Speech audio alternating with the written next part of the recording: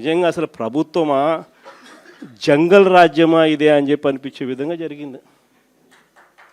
నిజంగా జంగల్ రాజ్యం అనేది మామూలుగా ఇప్పుడు చూసిండం మనం. నిజంగా నాగరిక ప్రపంచంలో మనం ఉన్నామా అన్నది క్వశ్చన్ మార్క్ అనిపించే విధంగా సంక్రాంతి అనేది చేసినారు వీళ్ళు. ఎంత దారుణం అంటే అసలు ఆ వీడియోలు చూస్తూ ఉంటే, సోషల్ మీడియాలో వైరల్ అవుతా ఉన్న వీడియోలు చూస్తూ ఉంటే ఆశ్చర్యం కలిగిస్తూ ఉంది. మొబైల్ రికార్డింగ్ డ్యాన్సులు, మొబైల్ బండ్లలో కొత్తపేటలో రికార్డింగ్ డ్యాన్సులు, రోడ్డు మీద రికార్డింగ్ డ్యాన్సులు పెడతా ఉంటే మనుషులందరూ పరిగెత్తా ఉన్నారు. పాటలు చూస్తే తాగురా తాగి చిందేయరా అని. రికార్డింగ్ డ్యాన్సులు, దారుణమైన స్థాయిలో రికార్డింగ్ డ్యాన్సులు. మొబైల్ వ్యాన్లలో ఏకంగా లిక్కర్, మొబైల్ అసలు ఏ స్థాయిలో జరిపినారని అంటే ప్రతి నియోజకవర్గంలో ఆక్షను. ఇవన్నీ చేయడానికి ఆక్షను.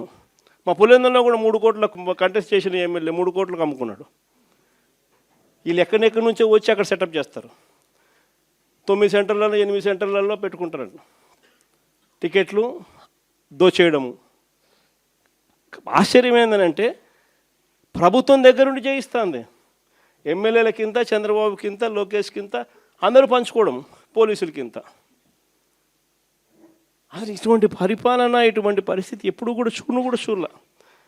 ఏ స్థాయిలోకి వెళ్ళిపోయిందనంటే ఈ జంగల్ రాజ్యం అనేది నిజంగా అనుకుంటేనే ఆశ్చర్యం కలిగించే విషయం. ఓ డిఎస్పీ అనేవాడు మైక్ పట్టుకుంటాడు, యూనిఫామ్లో ఉన్నాడు, మైక్ పట్టుకున్నాడు, ఊపేయి కుదిపేయి అంటాడు.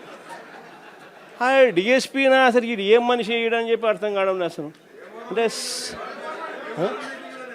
భీమవరం మీటింగ్లోనే అసలు ఇది నిజంగా సమాజంలో ఉన్నామా లేమా, అసలు ఏం జరుగుతూ ఉంది? జంగల్ రాజ్యం అంటే ఇది కాకపోతే ఇంక ఏ రాజ్యం ఇది అని చెప్పి ఆశ్చర్యం కలిగించే విషయాలు.